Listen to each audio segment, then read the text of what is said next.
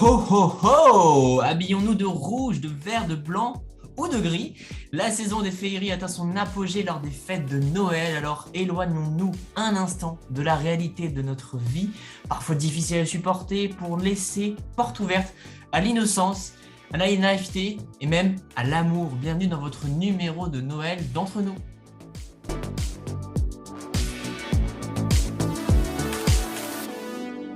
Et ho ho ho, Shannon! Qu'est-ce que tu veux nous sortir de ta hot aujourd'hui? De ta hot, je parle en anglais. Attention, Foflo, attention. Alors, aujourd'hui, on va parler d'un film qui est sorti sur Netflix récemment, le 2 décembre, de Michael Mayer. On va le dire à l'anglaise, du coup. Yes, sure. Donc, c'est l'un des premiers films de Noël avec un couple gay comme couple principal, en particulier sur Netflix. De quoi ça raconte? Déjà, quel est le titre? C'est Que souffle la romance en français ou Single All the Way en anglais. Alors, qu'est-ce que ça raconte? Alors que Peter a prévu de passer les fêtes avec sa famille, il invite son petit ami, heureux de montrer à tout le monde qu'il n'est pas un éternel célibataire. Mais quelques jours avant de partir, Peter apprend que son copain le trompe, mettant fin à leur histoire. Il invite alors son colocataire Nick dans le but de faire croire qu'après tant d'années d'amitié, ils ont enfin réalisé qu'ils s'aimaient. Mais avant de pouvoir mettre leur plan à exécution, la mère de Peter les devance, ayant arrangé un rendez-vous galant entre son fils et son coach de gym.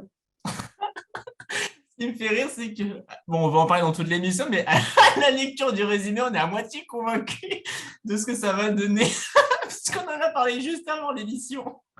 Ça va donner. On ne dit pas que on dit pas que c'est nul, hein, d'accord? On dit juste qu'il y a beaucoup de choses à améliorer. Alors, on va apporter notre contribution dans ce numéro. Si vous nous entendez peut-être de là où vous êtes, aux États-Unis peut-être, sur ce qui va suivre. Parce que oui, bon, c'est un film de Noël parmi tant d'autres, hein, qu'on envoie à cette période de l'année. Certaines chaînes, notamment moi je pense à la télévision, commencent dès début novembre, aussitôt qu'Halloween est terminé, hop, on passe au téléfilm de Noël. Mais il faut dire que ça fait du bien, surtout depuis 2 ans, hein, d'avoir des histoires euh, au final dont on connaît déjà l'existence dès le début, mais ce qui nous intéresse, c'est de voir comment on y arrive. Après, le décor est somptueux, on est vraiment dans un cadre qui est magnifique. Et c'est une tradition avant pour la télévision de diffuser chaque année ces téléfilms. Il y en a, je ne sais pas combien qui passent, peut-être une centaine, vraiment rien que sur Noël, et qui sont très regardés, enfin ils sont très attendus, mais ils sont surtout très regardés par les téléspectateurs. Et c'est dingue que chaque année, cet engouement est encore présent. Rien qu'en France, c'est 3 millions quasiment de personnes chaque jour qui regardent un téléfilm de Noël sur les différentes chaînes de la télévision.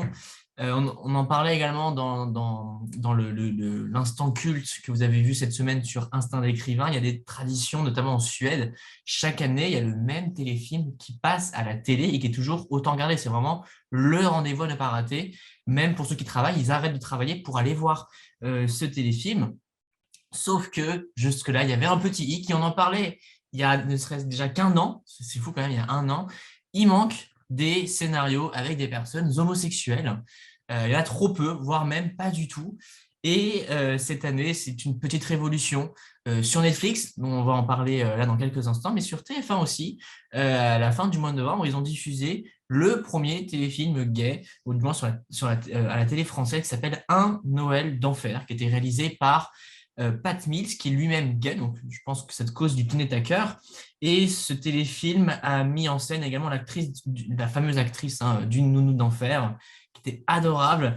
Et c'était un succès, hein, ce jour-là. Donc ça montre qu'il y a vraiment une porte ouverte pour ces nouveaux scénarios et pourquoi pas voir aussi des femmes homosexuelles dans ces téléfilms de Noël.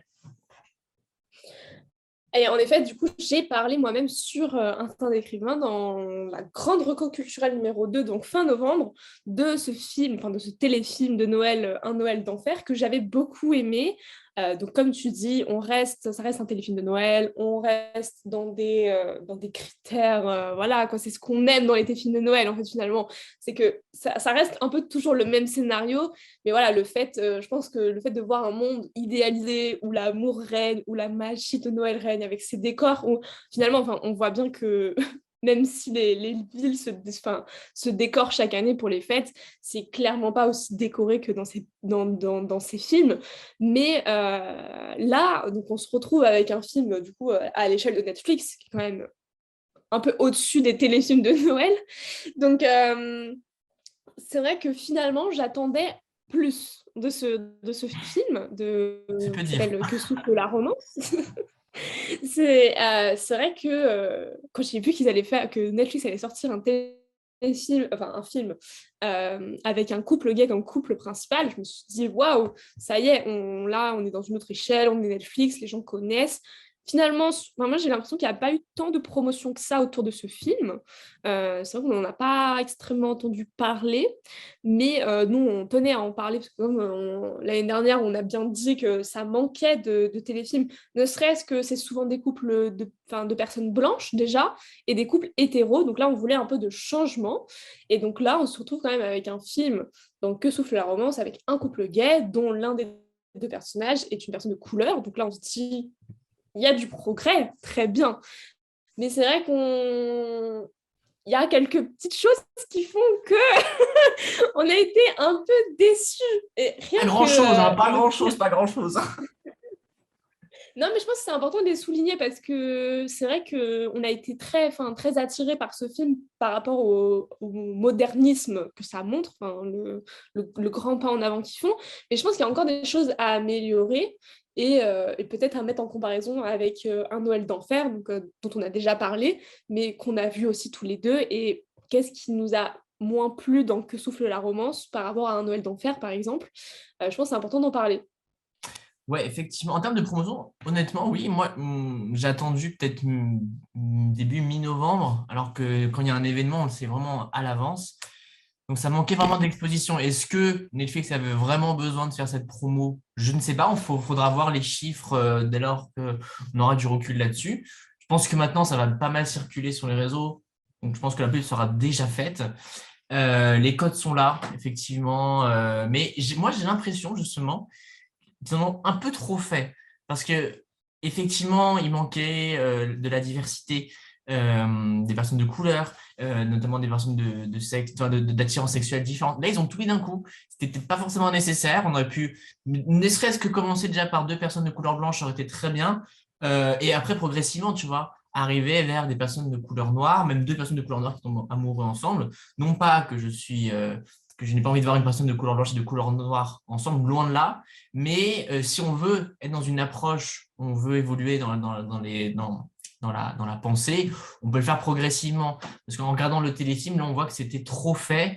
Et j'ai l'impression aussi que par les répliques des autres personnes de la famille, je pense qu'ils voulaient un peu adoucir, enfin, non, même pas adoucir en fait. Je dis n'importe quoi. C'est vraiment aller encore plus loin dans les stéréotypes. Ne serait-ce qu'en disant on fait notre premier téléfilm gay, alors on va rester dans des clichés que tout le monde connaît pour pas trop perturber le spectateur, parce que la personne gay aime la mode, la photo, enfin l'art de façon globale, écoute du Britney Spears, parce qu'il y a aussi cette référence, je ne sais pas si tu as entendu à un moment dans Ah le oui, film. oui. Enfin, c'était un peu too much pour moi. Je pense qu'on va passer dans un truc classique, juste avec deux personnes homosexuelles, et c'était très bien. Ouais. Alors après, je te rejoins sur les stéréotypes. C'est vrai que c'était assez lourd là-dessus. Après, je pense que voilà, le problème ne vient pas forcément, par exemple, le personnage de Nick, qui est une personne de couleur. Bien sûr. Je pense pas que ça soit, c'est ça le problème. C'est-à-dire que c'est deux personnages qui allaient très bien ensemble, C'était très mignon, hein, ça c'est vrai. ils J'ai sont très vachement aimé. mignons. Je pense que c'est pas ça qui pose tant de soucis que ça. C'est juste vraiment, voilà, comme tu dis, les stéréotypes, c'était lourd en fait. Il y avait le nombre de répliques un peu ouais, lourdes sur le fait de ah bah Peter qui se retrouve dans sa famille, donc les nombres de répliques dans sa famille, ah bah Peter il est gay, ah non mais ils sont gays, non non non, et même à un moment donné le père de Peter est avec Nick, et donc Nick lui il répond pas aux stéréotypes du gay excentrique, etc., qui n'est pas une réalité d'ailleurs, enfin qui ne concerne pas du tout tous les gays, mais Donc voilà, donc Nick, lui, voilà, c'est quelqu'un qui travaille, il est sur une application où il aide des personnes pour faire du bricolage, de la plomberie, voilà, là, dans le film, il aide à mettre les décos de Noël, par exemple, sur les maisons, etc. Et en fait, le père de Peter, qui est avec Nick à un moment donné, lui dit Ah, ce n'est pas tous les jours qu'on croise un gay bricoleur. Et là, moi, j'étais là, je trouvais ça hyper limite. J'étais là, mais d'où tu sors des trucs pareils? Déjà, en fait, là où ça me pose problème, c'est que dans un téléfilm de Noël ou dans un film de Noël avec des hétéros dedans, jamais on va dire ça, tu vois. Genre, je sais pas, tu sais, c'est pas, pourquoi on le ferait pas, enfin, si on le fait pas avec des hétéros, pourquoi on le ferait avec des gays, tu vois. Donc, je trouvais que ouais, le côté stéréotype était un peu trop accentué. Et même, donc voilà, donc c'était lourd. Enfin, je pense qu'on pouvait compter, tu vois, il faudrait revoir le film, et je pense que tu peux compter le nombre de fois où ils disent le mot gay, par exemple, de façon lourde. Je pense que tu peux le compter, et c'est assez énorme comme, comme chiffre, je pense, parce que c'était vraiment omniprésent tout au long du film.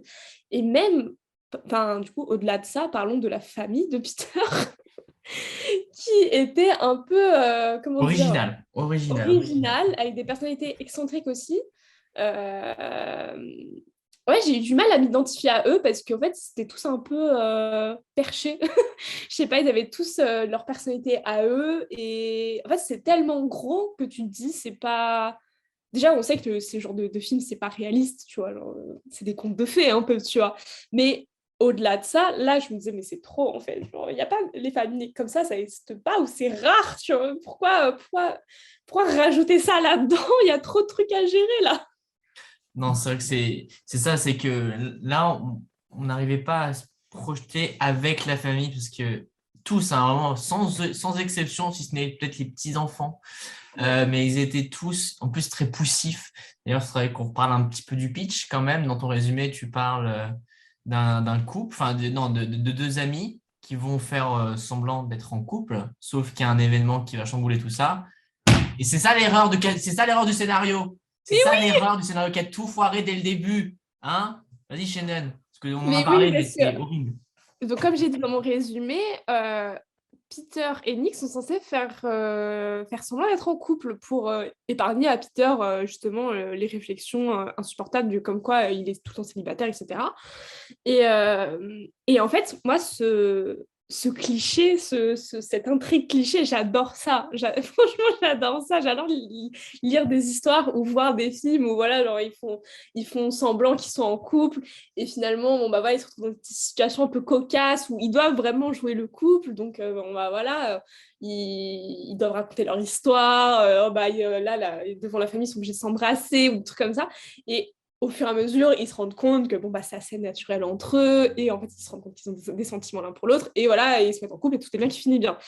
Mais là, donc, ce film a été promu comme ça. C'est-à-dire que le film vraiment que souffle la romance a été promu sur Netflix comme un film avec un cliché comme ça. Sauf qu'en fait, non, il est cassé quelques minutes après. Parce que la mère de Peter a arrangé un rendez-vous galant avec son coach James. Et en fait, au lieu de rester dans le plot de bah non, je peux pas aller à ton rendez-vous galant, maman, je suis en couple avec Nick. En fait, non, ils laissent tomber en fait leur plan, mais vraiment comme ça. Oh bah du coup non, on laisse tomber et j'y vais. Et en fait, j'étais là, mais pourquoi? Du coup, ça m'a trop cassé mon délire, tu vois. J'étais trop prête à vivre la romance sous de faux semblants au début, tu vois. Et en fait, non, il n'y a pas eu. J'étais trop déçue.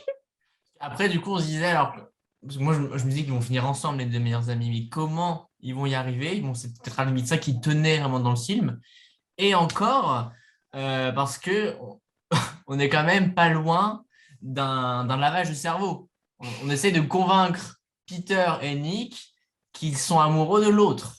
Et c'était excessif. Ce qui aurait été bien, je pense, pour ramener les deux meilleurs amis ensemble, c'est d'organiser des choses. Je sais pas, un petit accident où ils se retrouvent ensemble, arranger un rendez-vous, tu vois, où aucun des deux n'est au courant qu'ils vont retrouver l'autre. Enfin, genre de choses. Mais là, c'était que des paroles. C'était même très rapide, trop rapide. Donc, ce film, en fait, il laisse penser qu'en 3-4 phrases, on se remet en question et on tombe amoureux. Enfin, et en fait, on est vraiment amoureux, alors que la réalité, c'est pas du tout ça. Ou même si on veut bonifier la réalité, ça n'a rien à voir. C'est trop surfait, à l'image du téléfilm, finalement, enfin du film. Bah, c'est vrai que, par exemple, la famille intrusive, c'est un critère des films de Noël. On sait que souvent, il y a la famille, la mère qui aime bien s'immiscer dans le couple principal et d'essayer de les faire mettre ensemble. Mais là, en fait, c'était hyper maladroit. D'un côté, c'était très lourd parce que il y avait tout le temps des personnages qui chopaient Nick ou Peter et qui lui disaient mais t'es amoureux de Peter. Mais t'es amoureux de Peter. Non, mais tu sais que t'es amoureux de Peter. Et on était là, mais on se calme en fait. Bon, Il a le droit de penser comme il veut, tu vois. Même si tu vois, on sait que voilà, c'est l'épreuve du film. On sait qu'ils sont amoureux de l'un de l'autre, mais qu'ils n'arrivent pas à se l'avouer, qu'ils n'arrivent pas à l'assumer. Mais là, c'était trop. Il y avait toujours des personnages pour forcer les choses, mais comme ça, hein, à ce niveau-là. Et, même, en fait, d'un autre côté, après, il commence à partir dans l'idée de justement arranger le fait qu'ils passent plus de temps ensemble tous les deux pour qu'ils se rendent compte de leurs sentiments. Et en fait, cette partie-là est passée très vite dans le scénario, c'est-à-dire qu'ils doivent passer du temps ensemble par rapport à la construction d'une pièce de théâtre. Mais finalement, en fait, les scènes par rapport à ça, c'est passé très vite. Il ne s'attarde pas du tout là-dessus. Et au final, on a plus l'impression que c'est la famille qui force le couple. Et on ne voit pas du tout les personnages réalisés qui sont amoureux l'un de l'autre. Donc, ouais, je sais pas, j'ai trouvé que c'était un peu trop. Ouais, ça m'a dérangé en fait à ce niveau-là. ça m'a dérangé aussi. Et ce qui m'a aussi dérangé, c'est un autre cliché. Enfin, je sais pas si on peut appeler ça un cliché, mais c'est en fait une pensée qui devient énervante. C'est de dire que deux personnes gays vont forcément tomber amoureuses. En fait, là, dans le film, il y a trois personnes gays. Et en fait, on dirait qu'il y a deux couples. Enfin, un couple qui ne se forme pas, mais presque. Et un autre couple. Alors qu'en fait, il faudrait aussi véhiculer qu'on peut aussi avoir un ami gay et ça ne pousse pas du sexe. C'est juste ça. Et pour autant, le film n'abuse pas il n'y a pas de scène sexuelle, il n'y a pas de truc là-dessus. Ils sont très clean, trop clean peut-être un petit peu plus, mettre un peu de tension sexuelle, mais il n'y a pas vraiment eu ça. On était plus sur de la relation amicale qu'autre chose, même s'il y a eu des bisous, c'était rapide, c'était pas fou. Donc ils ont mal dosé, je pense, à ce niveau-là. Je sais pas ce que ça pense. En fait, c'est-à-dire que j'ai l'impression qu'ils ont voulu en fait mettre plein de trucs. Tu sais, ils avaient vraiment un panier, une hotte de Père Noël peut-être même, avec plein d'idées. Et en fait, ils ont voulu tout mettre dedans. Et en fait, sans aller au bout des choses ou sans savoir vraiment doser et équilibrer le tout. Et donc, en fait, finalement, l'idée de base est intéressante. L'idée de vouloir montrer un couple gay, et d'autant plus, voilà, comme on a dit, avec une personne de couleur pour casser un peu ce cliché des personnes, cette habitude de devoir toujours prendre des personnes blanches. Et, mais en fait, au final, la mise en pratique, la mise en application, elle est mal faite, elle est maladroite et elle est lourde. Enfin, c'est vrai que du coup, moi, j'ai pas réussi à me mettre dans le film. Il en soit pas très long, je crois qu'il fait à peu près 1h40. Et en fait, au final, au bout d'un moment, j'ai regardé le curseur, parce que j'étais là, mais c'est quand que ça se termine, quoi? Parce que bon, bah, finalement, ça reste un film où on sait comment ça va se finir, hein, comme dans tous les téléfilms de Noël, on sait la fin d'avance, parce que voilà. Mais là, j'étais là, je me ouais, c'est quand que ça se finit, quoi.